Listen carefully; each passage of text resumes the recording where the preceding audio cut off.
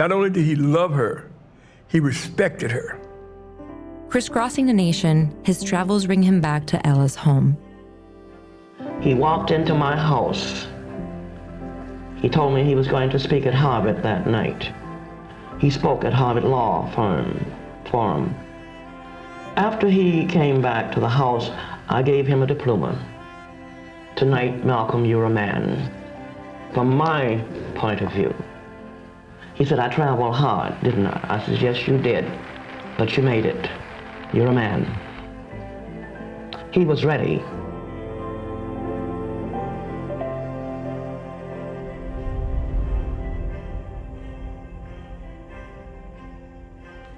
He raised his hand in a Muslim greeting, Salam Alaikum. At that point, I heard a rumbling behind me, and I'm sure everyone else did too, and I turned around in my seat to see what it was. And then we saw, I saw two guys standing up, and the next thing, my next impression, it all happened very rapidly as you can understand, is of the gunshots. And I saw Malcolm had his hand up. He said, stay cool, stay calm, or something like that. And just then the gunfire went off, and his hand was up. I remember this. I turned around quickly, and the next thing I saw was Malcolm falling back in a dead faint.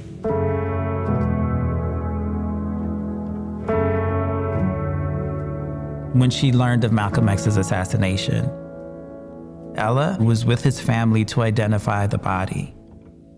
After the assassination, she made an attempt, to keep the OAAU going.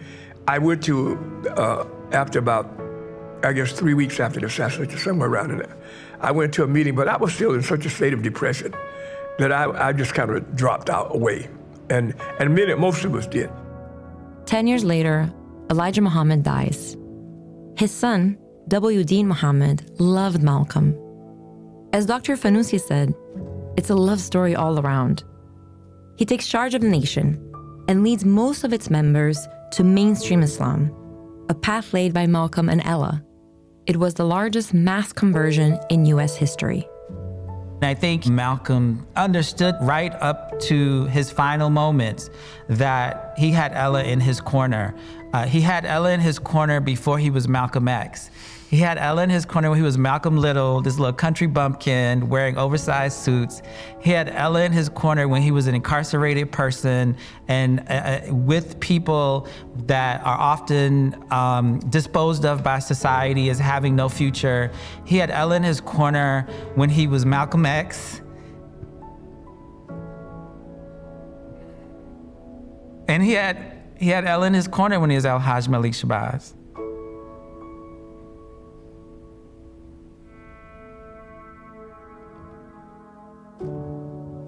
Mrs. Collins. Yes. Alex Haley says that you are so much more than Malcolm's sister. He said you were Malcolm's protector, his confidant. Tell me about your relationship with Malcolm X. I was thinking about him last night. I felt responsible for Malcolm from the beginning as a sister. Then I went along further, and I became his mother. That's about the size of it.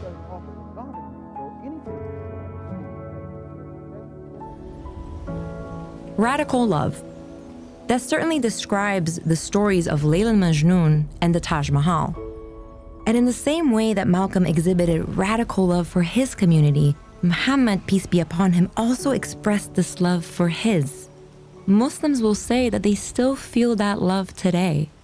What remains for me is understanding how I can express such love in my life.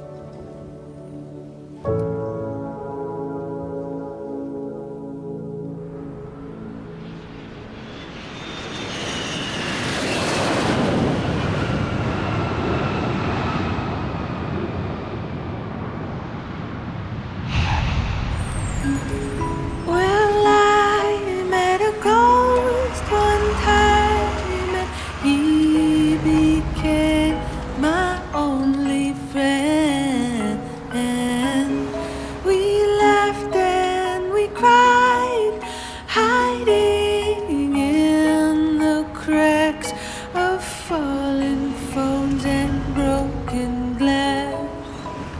speak slow, so I know you can hear me. This flow is afloat where the spirits be. It forms in my throat and it steers me. On the porch of my village home, I sit alone. The sky strings an orchestra of pink pastels. The language of love enters me through poetry. As the sun begins to set, I will ask one of these children to name its colors, but stop them at every response. If you won't say it like my husband would, then why do you have his mouth? Love is invisible. At least this I know. Secrets are beautiful. Hold hands with the ghost. Thank you very much.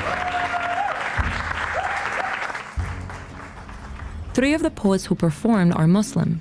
I learned that Marjan Naderi's family is from Afghanistan, and she was Washington, D.C.'s 2020 Youth Poet Laureate. Sadia Bashir is a well-known spoken word artist. And Zakaria Ismail Kronemer is a musician and poet who's developing a model for sustainable farming. To be able to let yourself feel love from people, there's a degree of vulnerability necessary. Maybe it's not even people. I'm a farmer, by day at least. And I've never owned land that I'm farming on. I've experienced the loss of land, I've experienced the loss of a relationship to something I really love deeply.